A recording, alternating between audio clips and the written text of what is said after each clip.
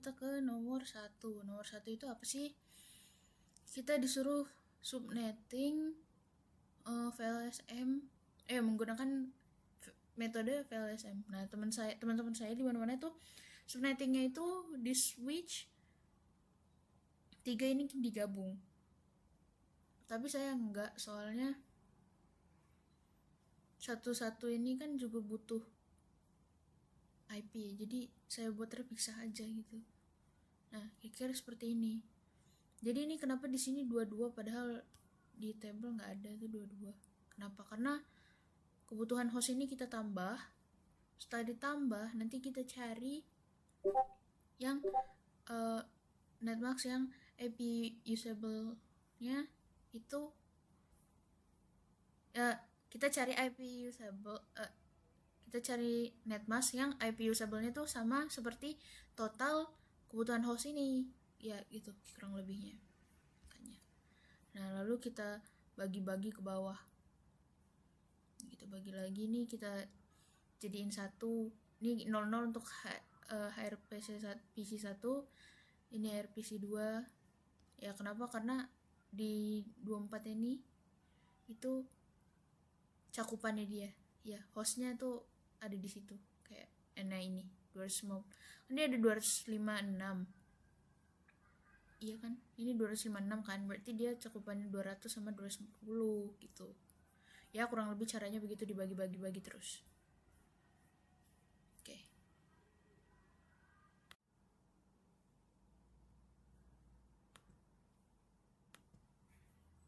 Oke, untuk nomor 2 itu kita disuruh jadi yang keduanya itu di router nomor 2 kita bisa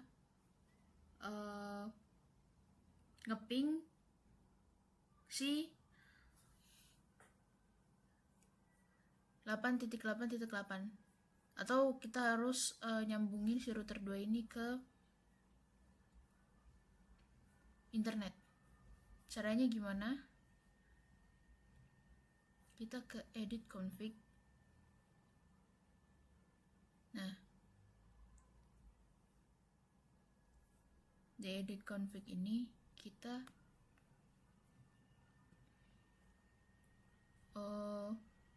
up echo name server 8.8.8. Setelah itu kita install iptables. Setelah itu kita aktifkan si iptables. Nah, setelah itu kita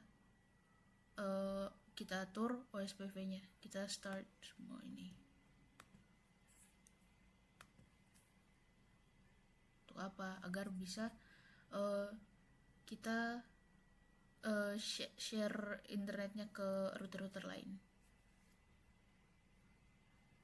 Ini kita start. Ya, kita buka konsolnya. Nah, ini udah buka konsolnya, kita ping 8.8.8.8. Nah, ini udah. Setelah itu ke router sebelahnya di sini kita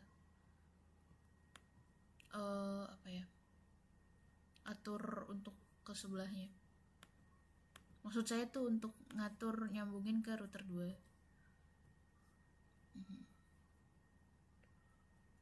Nah, ini uplink.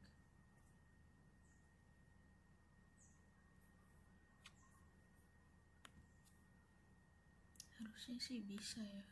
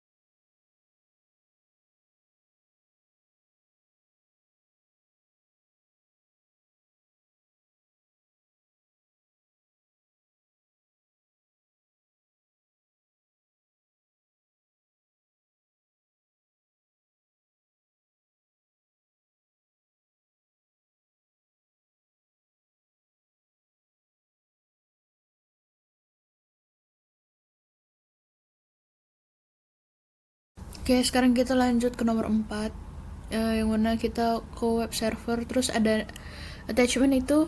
Nah, itu nanti dalamnya ada HTML. Nanti kita harus nge-curl di ITPC 1 dan ITPC, pokoknya tiga-tiganya deh. Nah, nanti kita taruh di web server masing-masing. Ini kita konfigurasi di web server masing-masing. Nah, port 80 ini merupakan port default, jadi nggak perlu di apa-apain lagi. Dia pasti akan menggunakan port 80 karena dia merupakan port default.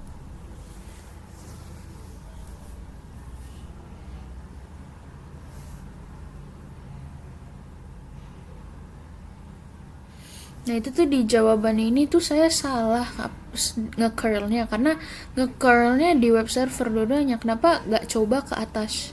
Nah, itu salahnya.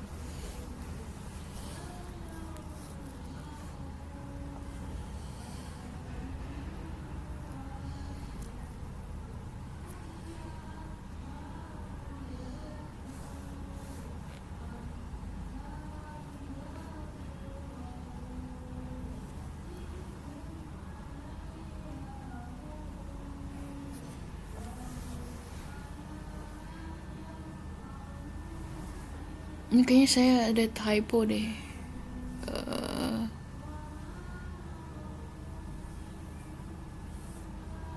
Oke.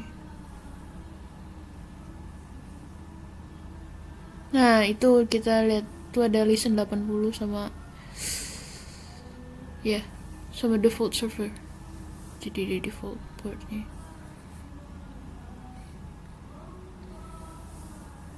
Ya, setelah itu kita lanjut ke nomor 5.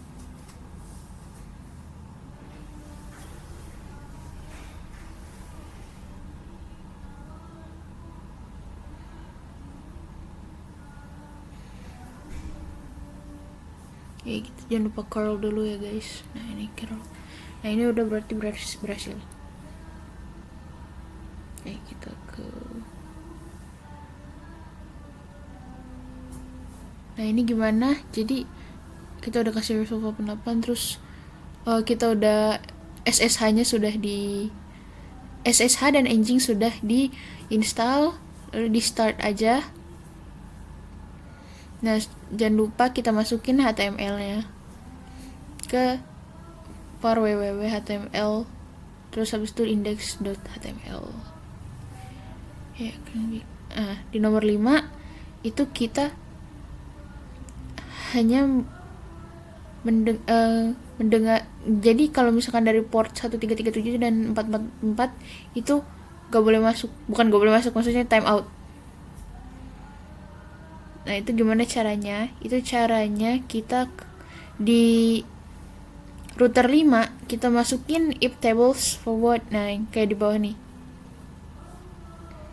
kita drop portnya.